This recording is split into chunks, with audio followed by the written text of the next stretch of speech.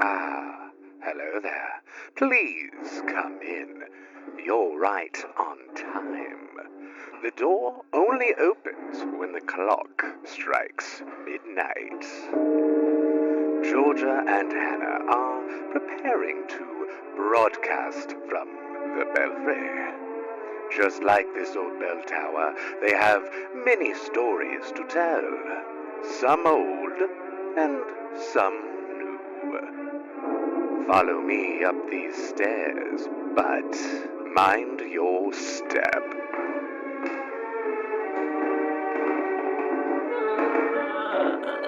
What? Ah, Your headphones die? they're waiting for Ow. you. Did your headphones die?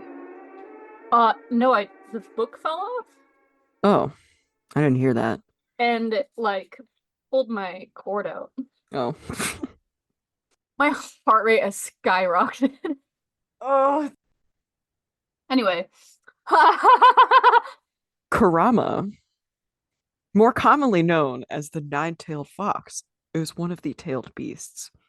Centuries of being regarded as a mindless monster and consequently being sought after as a tool for war caused Kurama to hate humans.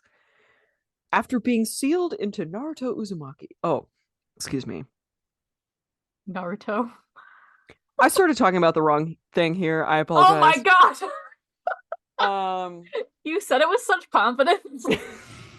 It's story Um, time, motherfucker! that Let's go! is.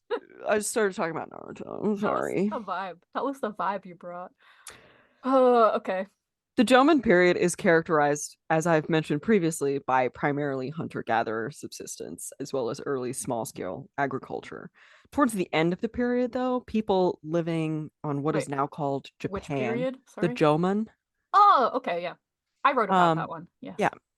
People living on what is now called Japan started to colonize the Korean peninsula Mhm. and brought back with them new rice cultivating technologies as well as bronze and iron metallurgy practices. And mound building. This is when the oldest relationship between what's now the Japanese people and the animal, the fox, dates back to this period. Hell yeah. This is when it became more incorporated in their stories and mythologies. Archaeologists know this because they found a necklace made of fox teeth and a fox jawbone in context with engraved ceramics from the Jomon period. Cool. Because, archaeology is all about things being in context with one another stratigraphically. In the mid 600s, historical texts regarded foxes as omens for the very first time. So while the Jomon period was just prior to that, I believe it began in the beginning of that millennia on to the 900s. Or at least foxes were mentioned as being present when something bad happened. For example, a fox supposedly bit off the end of a plant that a shrine builder was holding. Huh. And then the next year, the Empress Saime died. And therefore, that meant the fox foretold the Empress's death. That was some sort of foreshadowing. Okay, like an omen. Yeah. Okay. Kitsune refer very specifically to a fox spirit, which I've discussed in a couple episodes as being quite significant to Japanese folklore, not only as omens, as I just mentioned, but also as wise, faithful, protective, powerful, and sometimes almost deified spirits. I talked about the Okami. Those are more a canid spirit because it's a wolf. But there were other fox spirits that were a bit lesser. Much of what historians and folklorists have found from the past several hundred years can only be described as acculturation of these fox spirits into whatever major traditions, religions, and economies were sort of happening at the time. Yeah. Uh-huh. People from all corners of Japan held onto this concept of the fox spirit from its integration into what then became Japanese culture, or the Jomon culture, adapting it to the governmentally mandated religion of Shintoism, or as small scale as a rural person just seeing a fox on the side of the road, following it home and saying, it's guiding me home. Another very common origin story, other than just being these deified beings as part of Shintoism, is another deity in Shintoism called Inari. The Shinto deity of rice, particularly rice cultivation, as well as other forms of prosperity and happiness. It's believed that foxes, being quick creatures, carried messages for Inari and can be seen around shrines for it or him, waiting for people to pass on their messages to it or him. These foxes specifically are white and represent generally good omens. But there are other kinds of kitsune, other than that most understood as the Inari kitsune. And first I'm going to talk about what is a very sort of general version, the Tengoku kitsune, which is a fox spirit that dwells in the celestial planes. Tengoku translates to heaven or heavenly. It is often depicted as a white kitsune with 6 tails.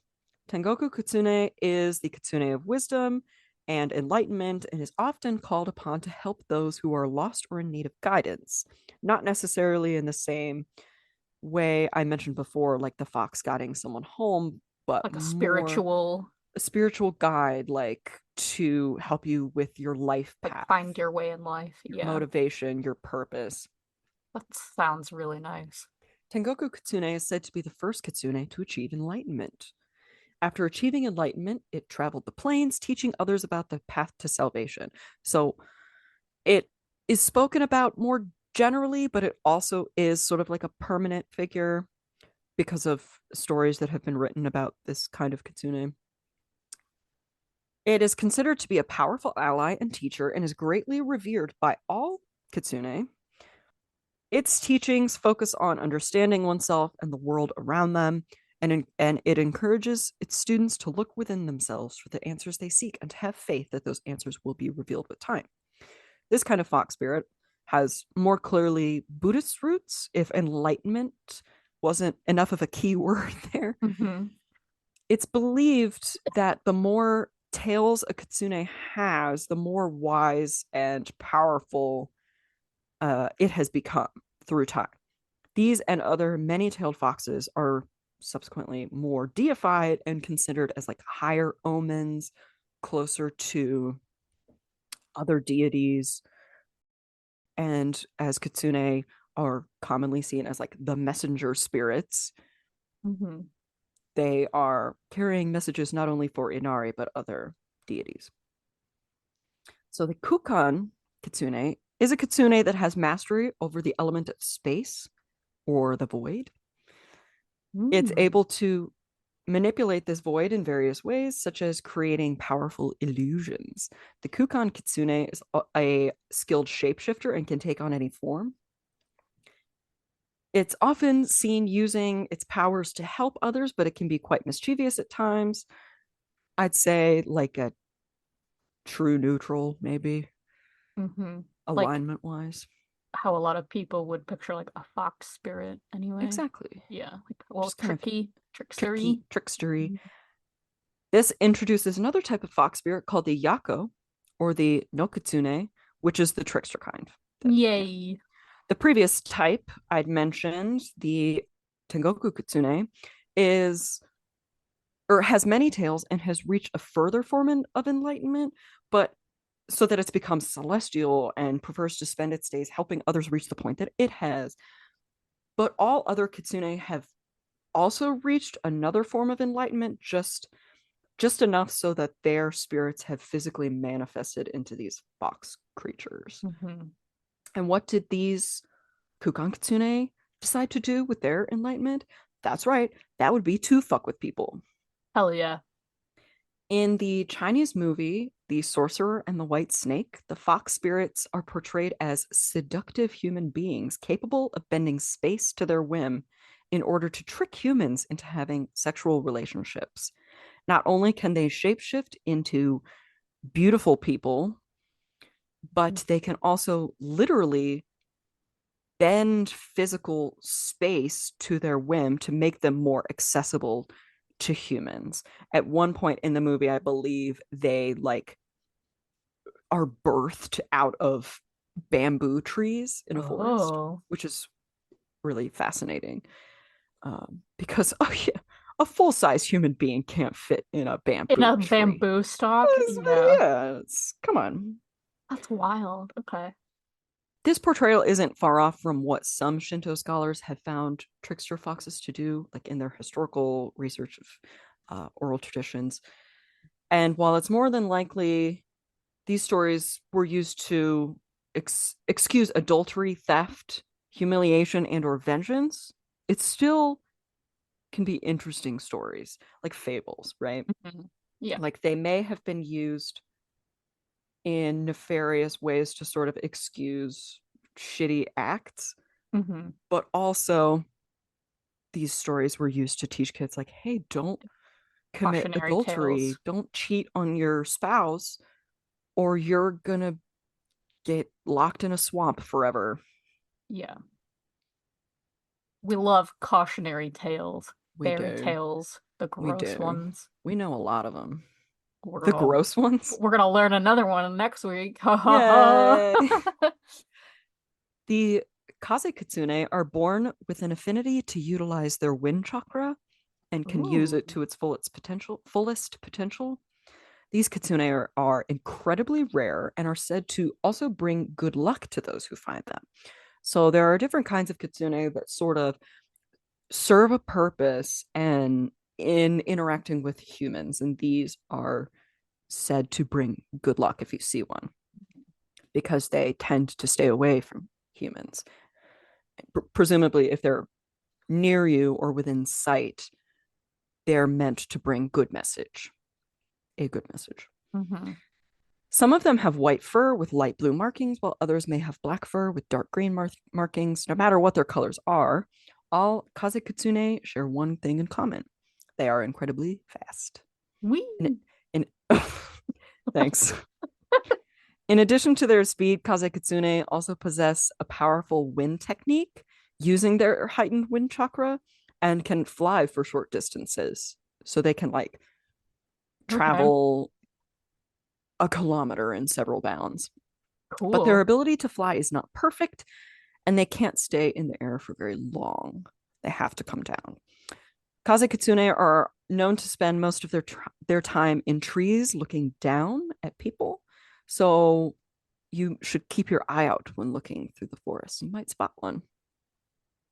But I think it's sort of commonly known that when you're traveling in the forest and you look up, you are more likely to see... A bird shit gets in your eye, yeah. I was going to say you're more likely to see evil spirits that are looking to prey on you. Yeah, that's fair too. So you would have to be incredibly lucky to see the Kaze Kitsune. It's sort of, it's like a double-edged sword. You may be granting yourself good luck, or you may be granting yourself bad luck. I don't know if it's necessarily something you should do or something you might accomplish in terms of like having faith that it will happen, but it's by chance, right? Yeah. I think maybe if you generally do good deeds, or maybe it's if you have also reached a higher form of enlightenment, then maybe you have a higher chance. I don't quite know. I couldn't really find anything about like how you would see, how you manifest seeing one, versus something that's more willing to take advantage of you. Yeah. It might just be like if you're brave enough to look up, you might be rewarded by seeing one. Mm-hmm. Or if you're stupid enough to look up, you see an evil spirit. Yeah. I don't know. I don't know. A lesser kitsune, the Chikyu kitsune, they usually appear as simple foxes with no special features to indicate their power or status. They generally have a lesser form or have acquired a lesser form of enlightenment. But even so, they're very strong kitsune with the ability to control natural disasters such as earthquakes or strong storms. Kitsune can also affect smaller events like creating whirlwinds or smaller storms to protect themselves and the others around them if other people happen to be in the same danger. But generally, they do keep to themselves. Kawa kitsune are kitsune who transform into creatures that are affiliated with bodies of water. Ooh. Kawa kitsunes can shapeshift into large humanoid forms or smaller, more amphibious forms like seals. Cute. I know. I mean, seals are just like water dogs, water canines, so it makes sense. Yeah. Well, water foxes? Ugh. Although, Oh no. when they reach a sufficient age, just like the fox kitsune, they can grow tentacles, like tails. Like as the fox spirits age, they get more tails as they become more wise. The tentacles grow from between their legs or at the nape of their neck. And the older they get, the more tendrils they can sprout. You know what that sounds like? What's that? A whale dick. Yeah. Oh, yeah. It is known that kitsune undergo maturation phases in which they lose touch with reality. This process brings about new maturations in the kitsune's physical appearance, such as sharper teeth, elongated claws, in some cases, barbs along their tails. During these phases, kitsune are known to take on new physical characteristics that reflect their descriptor. So in this case, for Kawa kitsune, that means they grow fins, gills, webbed hands, and feet. They also develop a thick layer of scales along their body, which helps them swim through the water with ease. Kawa kitsune are the most reclusive of all the kitsune descriptors, preferring to live near or in watery environments such as swamps, lakes, or rivers. They make their homes in abandoned buildings, in caves, or crevices under rocks, anywhere that provides them easy access to the water they love so much. So what I'm saying is, Nessie is a Kawa kitsune. Okay, I'm on board. I know. Like, can you imagine that Nessie is just like kind of a weird Just a little guy. fox situation? Like a weird, I don't know. I want Nessie to be cute.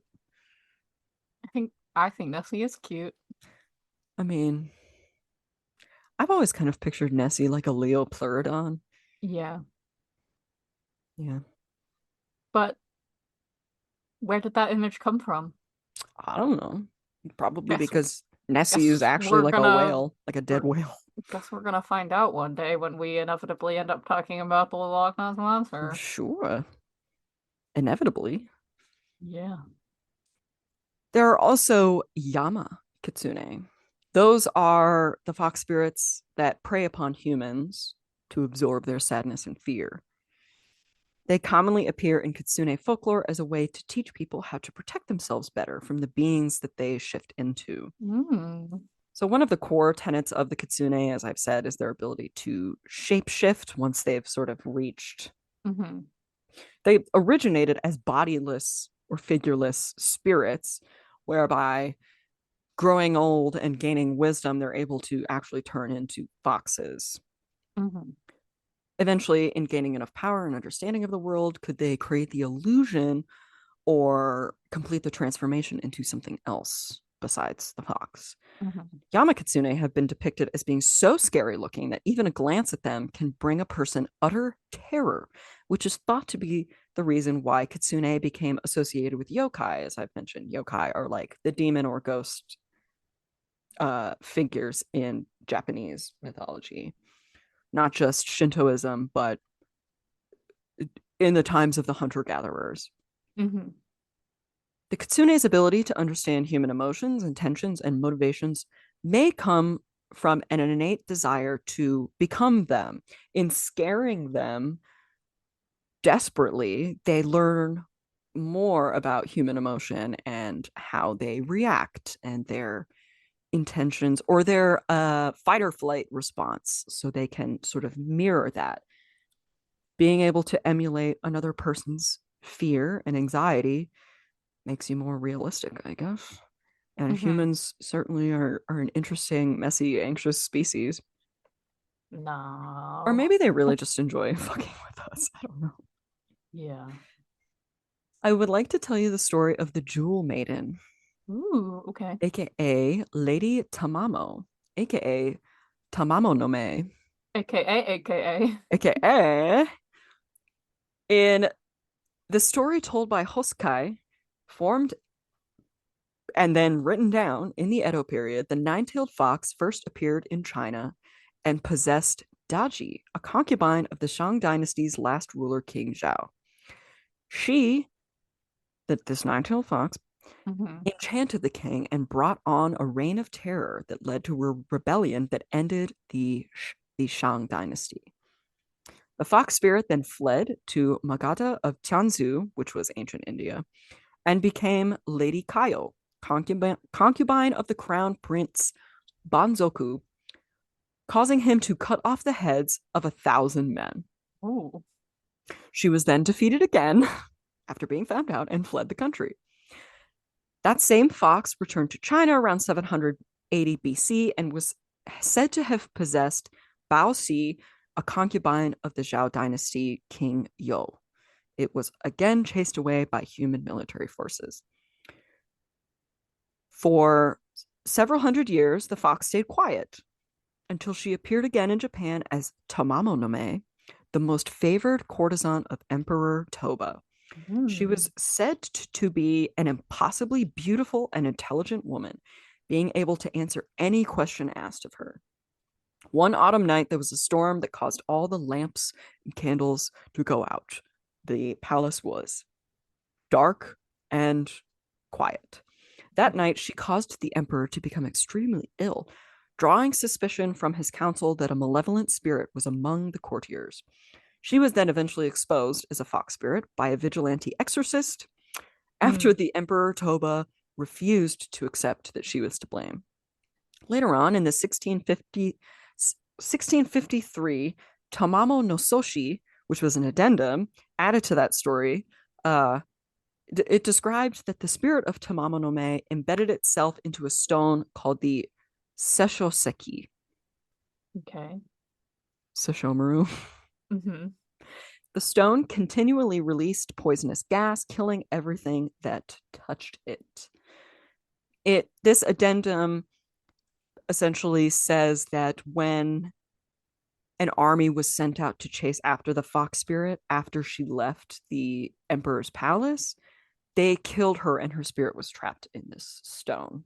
The stone was said to have been destroyed in the Nanbokucho period by the Buddhist monk Geno Shinso, who exorcised the now repentant fox spirit. He held a Buddhist memorial service after the deed, allowing the spirit to finally rest in peace. March 5th, 2022. Oh boy. The stone split in two. Okay. Cracks in the stone had been seen several years before the split, possibly allowing rainwater to penetrate and weaken it, so it is highly likely that the stone cracked naturally. But some people speculated that this freed Tamamo no Me, and social media in Japan exploded and predicted that her dark forces had been released and that she was out for blood once again somewhere in the world. Damn. So that's just a quick little I story that's come full circle. Yeah, and I can't help but think like, oh, here was a strong-willed woman. Here are many strong-willed women throughout history who have been blamed for governments or monarchies displeasing the people. I should say it's a little more complicated than that. It's not just that the spirit is genderless, Right. right? So it's not the innate woman who Mm-hmm. is at fault. Rather, the fox spirit shifts into the guise of a woman. And I'm going to talk about this in like just a quick second. Right. But it's rather what the woman represents.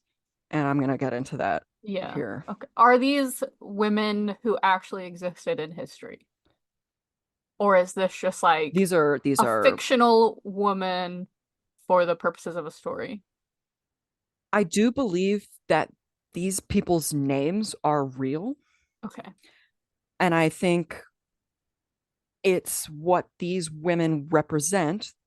They are concubines or courtesans Yeah. who Mistresses. mistresses under royalty who are exiled out, are sent away. I don't know. Yeah. Maybe it's women who are seeking power, retribution, Mm-hmm. or what. But somehow in this collection of stories, these women were then connected, Mm-hmm. and a more of a fantastical story was Yeah. represented here Okay. instead of whatever actually happened. Right. So Sanda Kitsune are known for their black and white fur, like a panda, and are often considered to be very lucky. It's said that if you see one, you should make a wish, as it is sure to come true. However, Sanda Kitsune are not always considered to be good luck charms. In some cases, they are instead seen as omens of misfortune rather than good fortune. If you see one in your dreams, that's believed to be an indication that something bad is about to happen versus seeing one IRL, which is good fortune. Mm-hmm. Sanda Kitsune are included in many of the Kitsune Tsuki stories. Kitsune Tsuki refers to fox possession. This concept seems to sort of ebbed and flowed in popularity throughout history as various groups, quote, prove, unquote, its impossibility by either mass attempted exorcisms or other various religious or medical methods. One common, probably since I think the 19, or not the 19, the 1500s, medicine has been the primary sort of evidence against it, claiming that it is a mental illness. The possession itself occurs in almost exclusively young women, and it's believed that any woman alone after dark could actually be a fox, and men should watch out because they're so beautiful that they may be attempted to commit adultery or be tricked out of their money or property. Mm-hmm.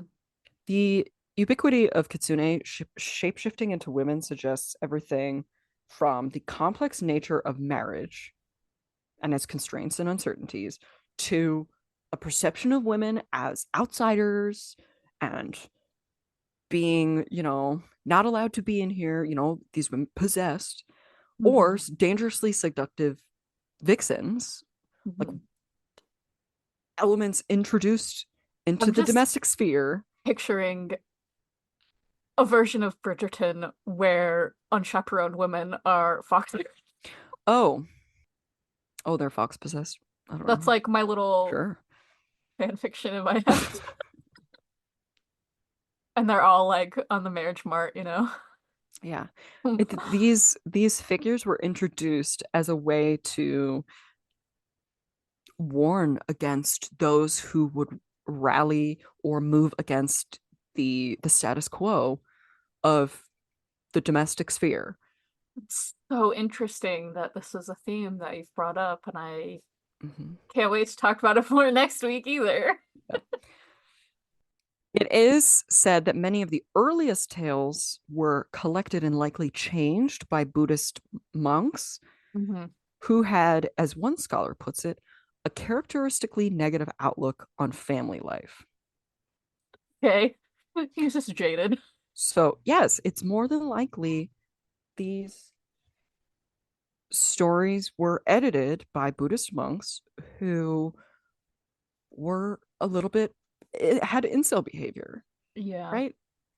Hmm. That's so interesting. So, before we'd sort of discussed a little bit, and I had to sort of explain that in this, it's not exclusively that these fox spirits become women and therefore do these things, but rather become representatives of a bad woman, Yeah. or what society then wanted to say is a bad woman. Um, you would be able to tell who was trying to trick you, because a woman whose features may have been more doe like would suddenly become fox like. You know, the Mm. term fox face, the sort of like high cheekbones, narrow eyes, Mm. They narrow got face. the vixen makeup going on. Exactly. It's interesting, Hmm. to say the least. Which also could be interpreted as a sign of like aging as well, you know? Like Mm-hmm. you when you go through puberty, your face changes. When, you know, even Mm-hmm. in your like 20s, your face changes, you know, you get a little more, well, you might get a little more angular, like you lose some of like your baby face. Yeah. Yeah, you grow into your face. Yeah, Yeah. I think interesting. also, if presumably these were based on real life situations, Hmm. these women were giving themselves agency. They Hmm. were forming relationships with these presumably men, Hmm.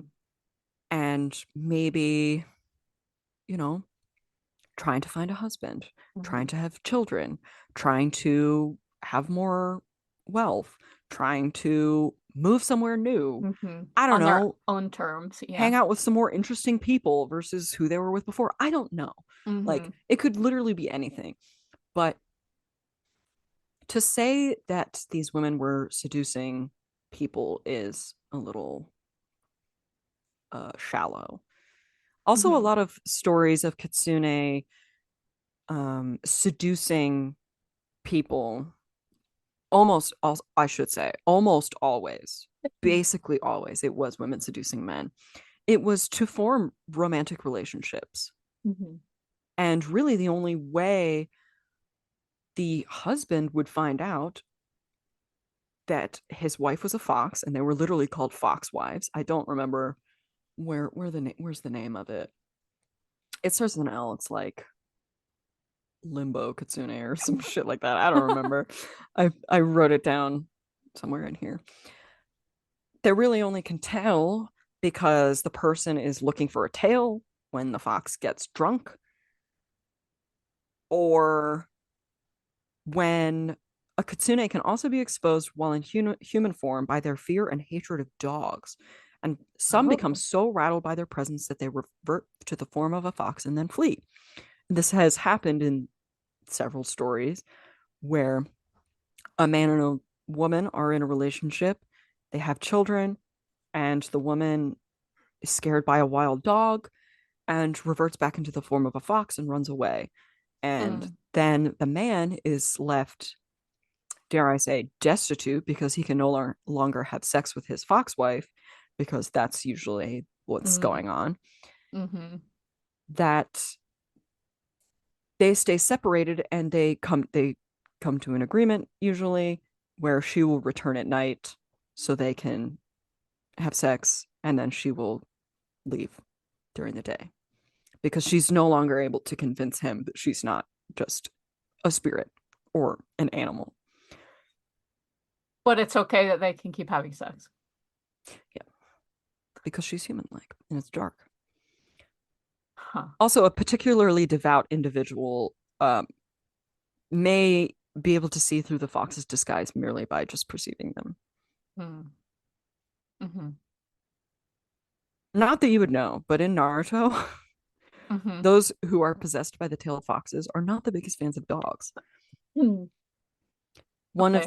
the other characters, Kiba, is a leader of a pack of dogs. He has a dog. His whole clan is like dogs. And him and Naruto are not really like rivals, but they butt heads a lot Hmm. because they're both quite stubborn. Also in Naruto, the tailed foxes were incredibly powerful beings that many people feared for their destructive capabilities, but no one ever got to know them as sentient individuals, just horrific creatures used for war and genocide.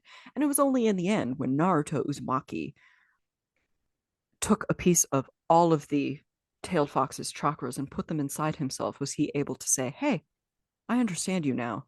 I'm going to set you free." And they all lived in peace and harmony. Kind of. Or tried to. It's a lot more complicated than that. Uh-huh. But yeah, he was the one. He was the one. He was the one. And that's all I got. Interestingly, in Inuyasha, only real representation of fox spirits is Shippo. And he's just a little guy. He's just a little baby. Yep. And he doesn't really like Inuyasha, who is a dog demon at first, although obviously they grow to be friends. But his main rivalry is with the, well, not main rivalry, but like his, I don't know what the word is, but there's like the tribe of wolves, like Koga and the wolf tribe. They are much more antagonistic towards dogs. Because they're all wolf demons, and the dog demons are dirty, and they just yell insults at each other, but they have to work together against the birds of paradise eventually, much to their disappointment. There was a lot that happened in Inuyasha for being such a short series. Yeah. It's pretty impressive. And the 4 movies. Well, yeah. But those were kind of I love the movies. alone, like standalone. Yeah, they are standalone. They're very repetitive because they are standalone, and so like you get the whole backstory at the beginning, but that's fine. Like Pokemon is them too, man. Yeah. A lot of anime movies are repetitive. Yeah. Which is fine. I saw Mewtwo in theaters. That's all I got about Pokemon. I would love to rewatch Pokemon. Watch the movies. Pokemon 3. Yeah. Entei. My home dog. I'm pretty sure that's 3. Contribute to this conversation whatsoever. Yeah, it's Pokemon 3. Came out 2000.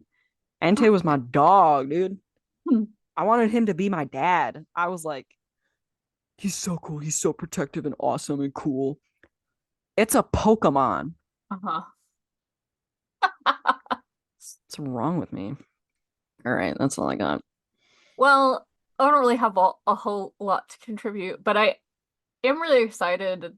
I mean, I didn't really think there was gonna be much carryover from Kitsune to Bluebeard, but I'm kind of excited that we talked about cautionary tales and hell yeah, this like agency of women, and I think a good transitionary theme. I think that we need to talk more about how women do have agency in these stories, or how their agency and sovereignty is misrepresented in these stories in favor of the patriarchal society that we live in. I think we can get into that. Hell yeah. Tune in next time. Hell yeah. To hear us talk shit about the patriarchy. I have to be so bad. Okay. Me too. Wait.